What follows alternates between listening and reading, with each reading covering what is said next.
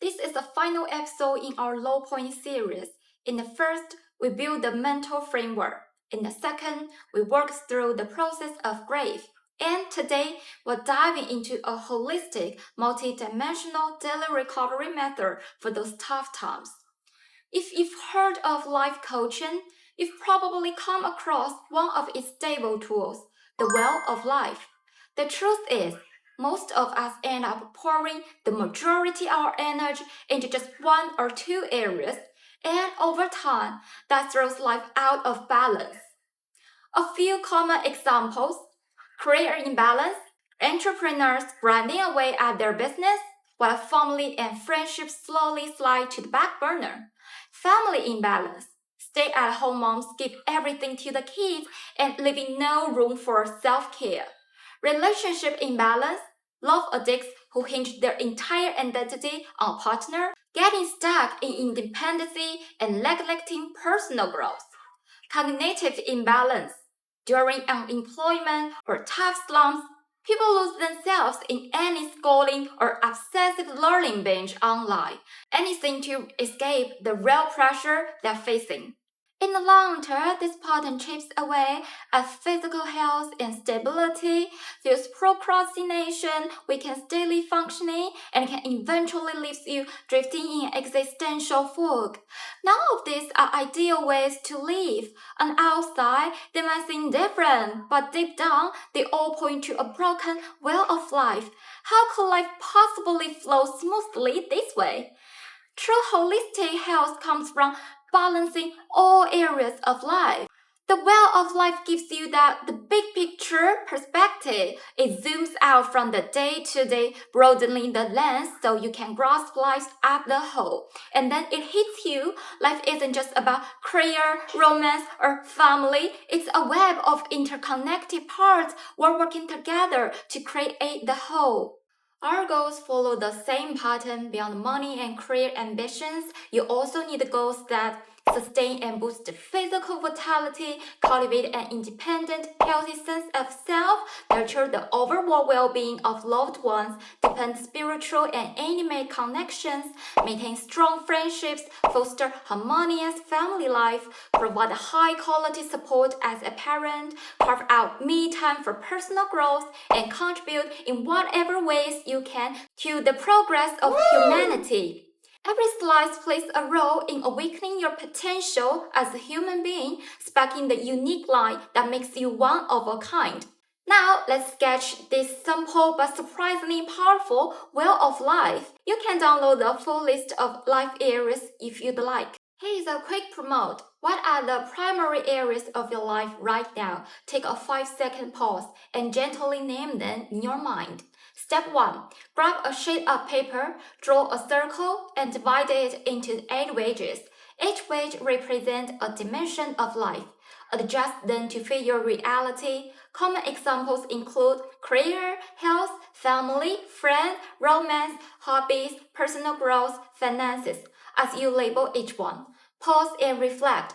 Which areas matter most to you right now? Step 2. Rate each area from 1 to 10 based on your gut feeling. 1 means totally dissatisfying, 10 means fully satisfying. Plot your score inside each wedge. Imagine each slice divided into 10 rims. Center equal 0, edge equal 10. Health feels like a 6. Mark a dot 6 steps out from the center. Create at 8. Same thing. Plot it 8 out. Step 3. Connect the dots around the circle. You will see a shape emerge. The high points show your strengths. The low points highlight where you need more attention. Step 4. Step back and reflect. Your shape makes the highs and lows obvious. Ask yourself, which areas are draining your energy or mood? What's behind the lows? Can the highs serve as anchors? And where could small tricks make a real difference right now? Step 5. Turn insights into tiny, doable actions. Health scoring low. Set a timer after sitting too long. Stand, stretch, jump around for 10 minutes. Drink some water, then get back to it. Energy or motivation flat. Honor your body clock. Set a firm bedtime. Cook yourself a nourishing meal. Romance running low. Schedule 1 minute for no distraction chat with your partner. family feeling neglected, pick up the phone, call your grandparents for a warm check-in. Keep it simple, ask yourself, what's one small thing I can do today? Revisit your will weekly or monthly, redraw it, and track the shifts.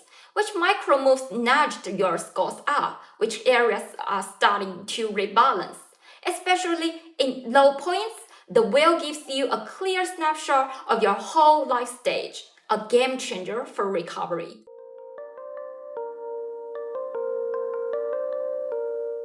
Craving a reason to get up and push forward, but all you hear in your head is, what's the point? Everything is so exhausting. You know you should act, but instead you spiral into numb overthinking. Work hard for what? If I fail, it will hurt even more. Days look like Annie's code, running but producing nothing. And you can't even summon the courage to hit restart. Reality stalls in neutral, grasping at air. That sense of helplessness pins you in place like wet cement. And then, in the quiet of your mind, you wonder, what exactly am I avoiding? The word future feels blurred and gray. Approach it, and all I see is a yawning void. Why does it all feel so absurd?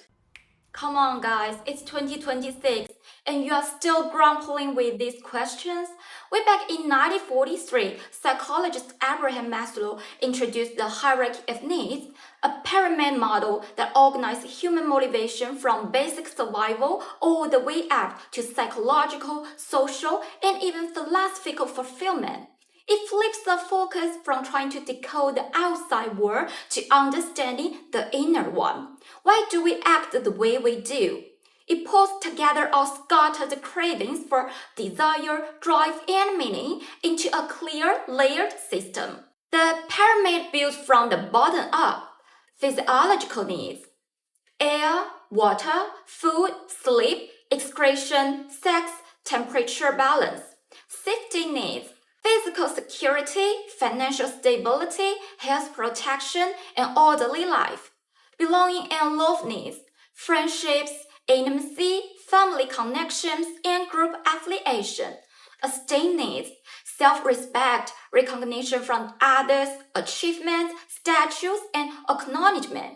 Cognitive needs: knowledge, understanding, curiosity, exploration, and learning.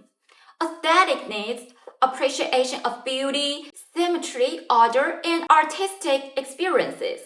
Self-actualization needs: realizing personal potential, creativity, ethics, autonomy, and authentic self-expression.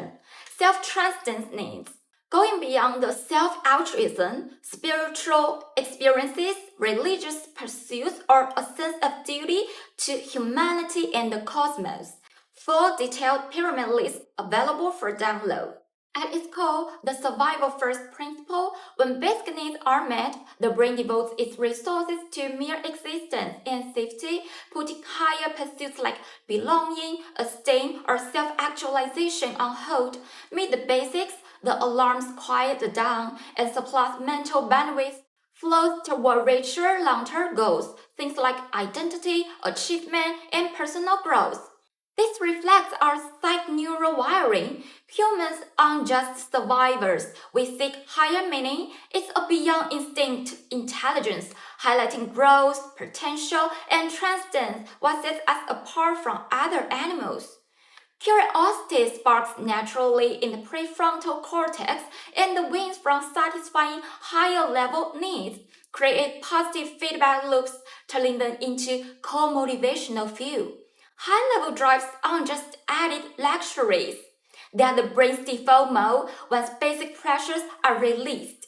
Does having unmet basic needs mean higher level goals are impossible? Not at all. This system isn't a bunch of rigid boxes, it's fluid. Some people chase art or science even during broke-ass times, but it burns extra psychological energy. Flip it around, you reach self-actualization, then hit a crisis, illness, job loss, breakup. You drop layers, and your focus snaps back to the basics. Not regression, it's survival kicking in.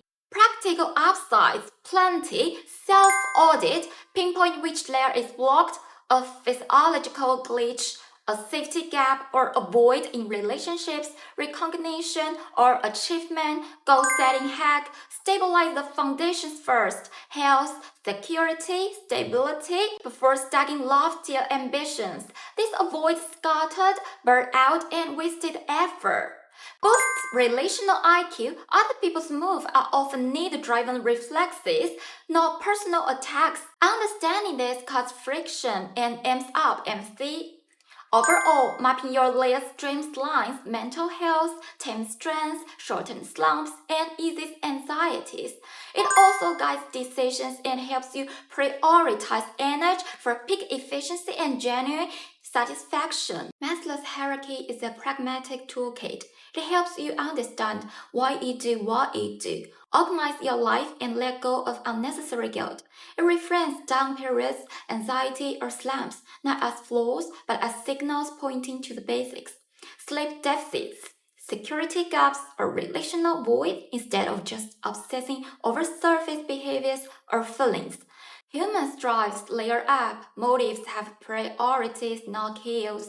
Behavior organizes itself by urgency and level. Feeling stuck often is a base block. Growth, it usually starts low and climbs high. Detailed base block list available for download. This perspective links needs, drives, and actions. Instead of treating them as isolated silos, it explains why focus shifts across stages and contexts, normalizes lows, and slashes unnecessary self-blame. What resonates most? It pivots from fix what's broken to unlock what's possible, fueling self-mastery and personal growth. It's a shame we are wired for creation and meaning. Yeah, base blocks suppress that fire, dimming our full potential. Maslow offers some mercy. Low points are defects. They are system signals, highlighting paths forward. Imagine if all human sparks were fully unleashed, the earth as a wild, radiant mosaic.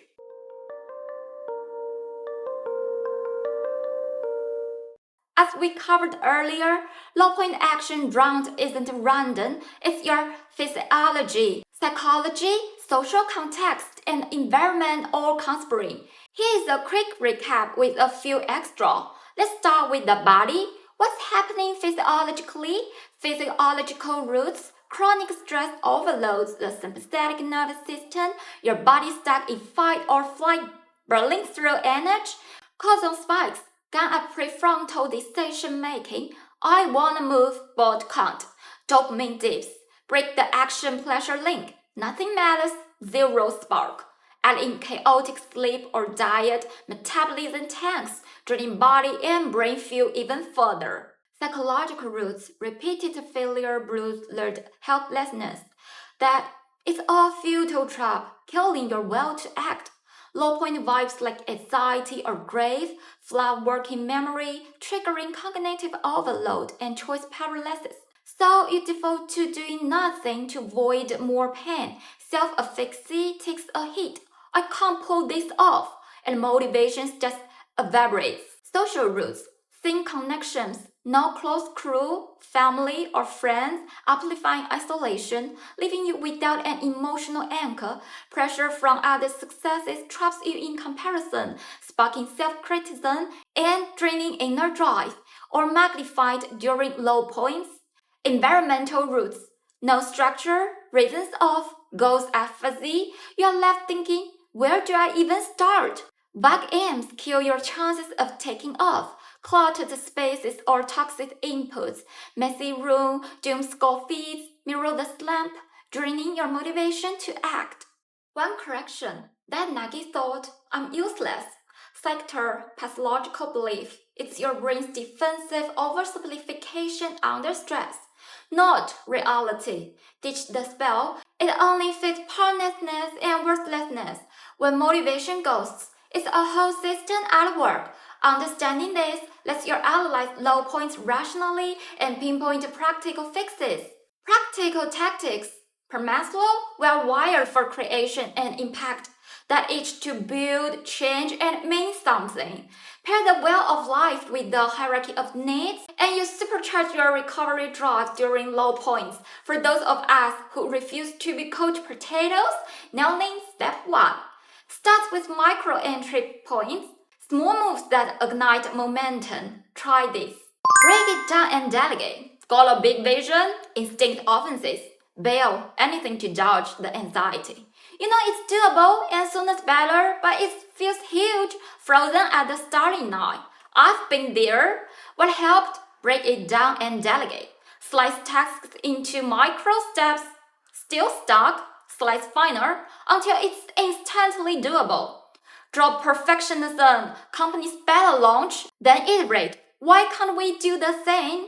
Start, then refine. Overscope it, outsource, or hand it to someone better suited.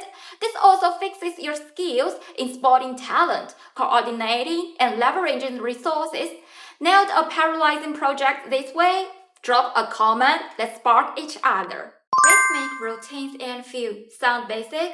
Sleep and meals might seem obvious, but I seriously underrated them when it came to bouncing back. For me, ticks look like this. I set a hard bedtime, did a few prep sleep stretches, and took desk breaks for 10 to 15 minutes of movement.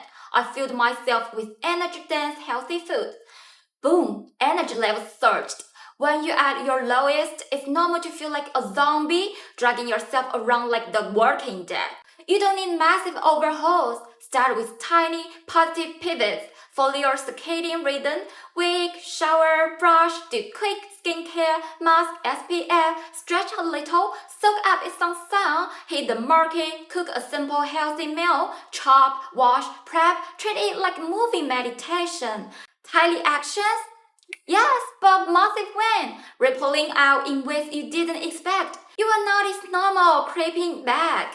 Ups and downs will happen, waves in body, brain, and mood. Feel them, don't fight them. Magic happens when your state rebounds, naturally, without forcing it.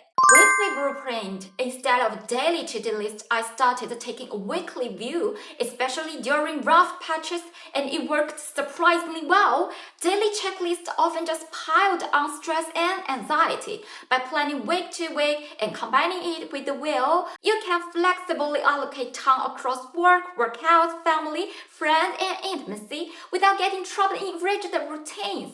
Weekly planning isn't about perfectly executing every single day. It's about sketching a loose, forgiving outline for a week. For example, aim for at least one somatic dance movement, 3 meditation sessions, 1 laughter yoga session, 3 IFS micro practice. Miss Wednesday, make it up on Sunday. See and accept your fragility. Give yourself grace. Due days, and you will quietly start noticing better states creeping back.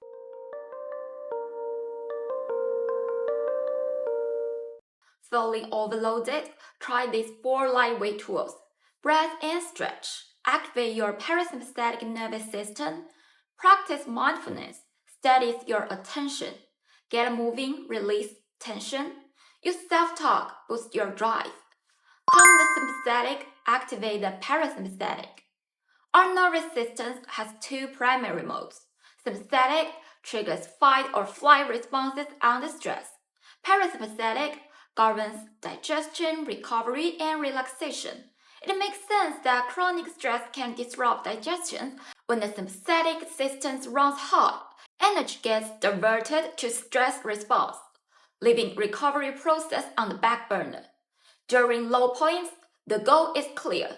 Dial down overactive sympathetic drive and stimulate parasympathetic activities so the body can truly relax, restore, and repair itself. 5 minutes emergency reset. 4-7-8 breathing. Inhale for 4 seconds, hold for 7 seconds, exhale for 8 seconds, 3 to 5 rounds. Think of it as your brain's pause button. Shoulder release. Shrug your shoulders up to your ears, hold 5 seconds, exhale and drop, 3 reps. Picture heavy, stone-like shoulders melting away. Cold or heat shock splash cold water on your face for 30 seconds or place a hot towel on your neck for 1 minute. Co-joins your parasympathetic system awake. It eases tension. MBSR, mindfulness-based stress reduction, the light version. MBSR isn't some lofty practice. It's an everyday and practical. It simply trains your attention to come back to the present instead of getting hijacked by racing thoughts. The light version is simple. Notice your breath, watch your thoughts, feel your body. Just a few minutes a day can ease anxiety and lift your mood. Here are 3 quick practices to try. 3-minute breath reset. A quick reset for mind and body. Minute 1. Notice your breath. Count each inhale and exhale. Minute 2. Watch your thoughts. Observe without chasing. Minute 3. Scan your body head to toe, gently trailing in. Body scan.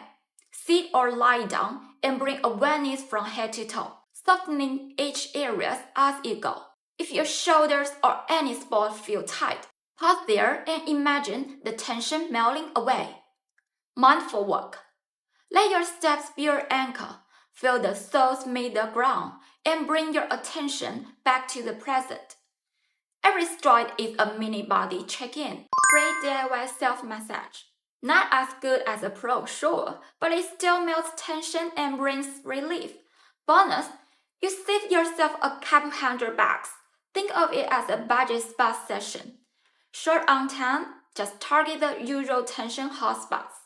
The spots that drag down your mood and body the most. 5-minute quick massage routine. Tummy, spend about 1 minute per spot. Do it anytime. Just 1 to 2 minutes can help. Pressure, aim for gentle, comfortable pressure. If it hurts, stop. Keep intensity around 3 to 5 on a 1 to 10 scale. Breathing, press as you exhale, release as you inhale. Exhaling with the pressure helps activate your parasympathetic system.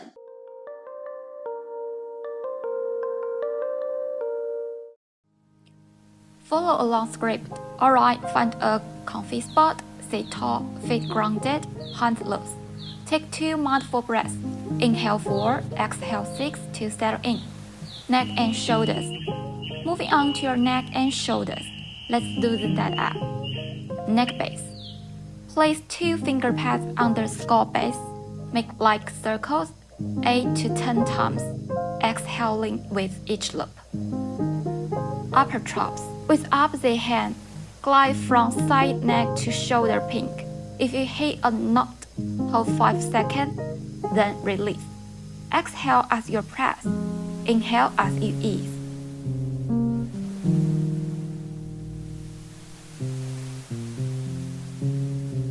Shrug drop.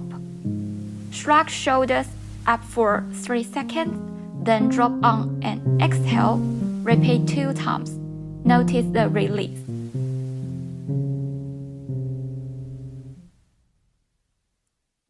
Head and temples. Now, shifting to your head and temples. Nice and easy.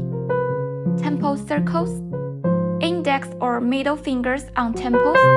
Slow 10 seconds clockwise. 10 seconds counterclockwise. Breathing steadily. Scalp press. Fingers rake from forehead to crown like a comb. 6 to 8 times. Synced with breath. Crown press. Fingertips on crown center. Light press 3 to 5 seconds. Exhale into it. Then release. Palms and fingers. Alright, let's give your hands some love. Palm need thumb circle center of palm 10 to 12 times, exhaling with each loop. Finger roots joints. Pinch each finger root or joint with thumb or index. Need 3 to 4 times, then gently stretch.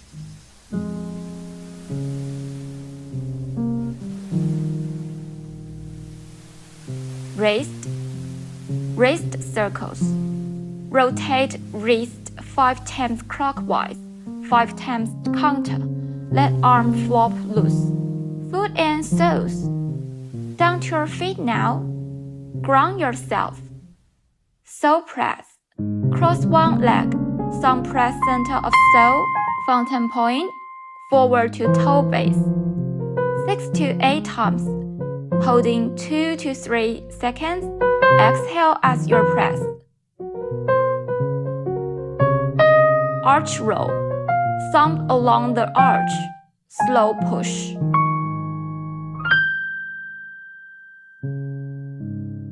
Ankle circles. Rotate ankle 5 times each way. Rub and reset. Wrapping it up, shoulders first. Shoulder rub. Cross arms. Palms or fingers need upper arms and shoulders. 10 to 15 times. Deep breath and scan. Eyes closed. 3 deep breaths. Inhale 4, exhale 6. Releasing tension with each inhale.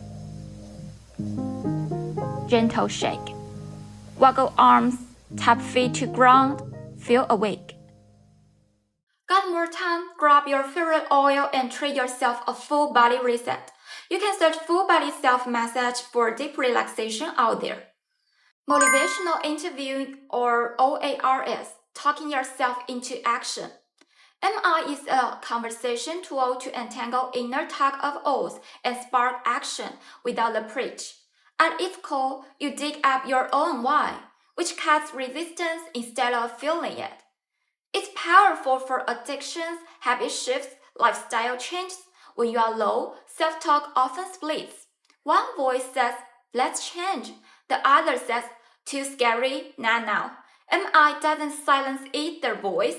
It lessens, makes space, and helps them integrate. So motivation comes from you, not pressure.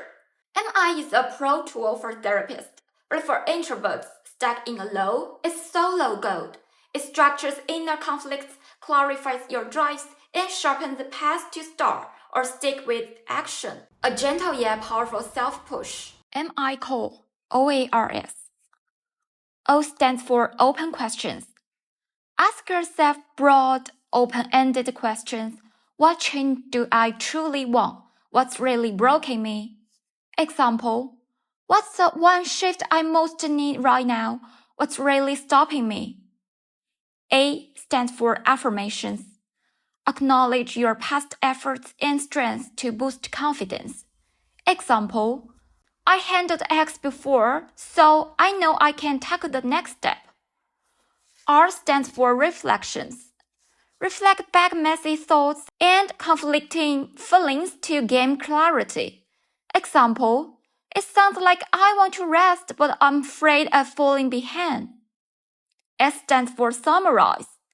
Summarize insights into concrete next steps. Example, I don't need to be perfect.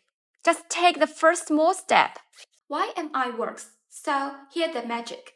MI works by turning inner conflicts into something concrete, external, and structured, so your brain can process them rationally while lowering defensiveness and resistance.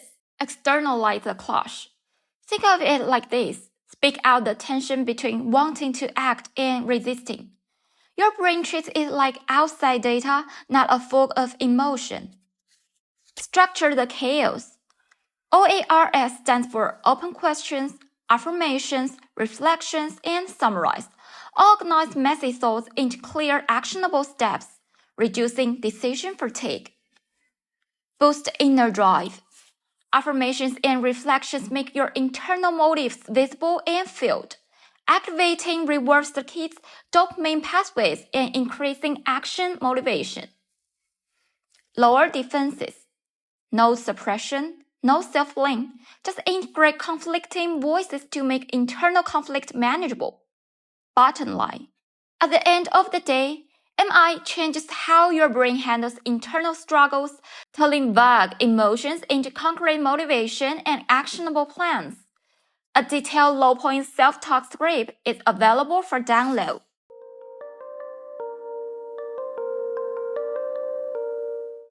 Taking taking your resilience to the next level. You've got the full low point toolkit now. Pick 2 to 3 that click for you. Use them constantly for a week and see what shifts. Share your transformation stories in the comments. Let's inspire each other.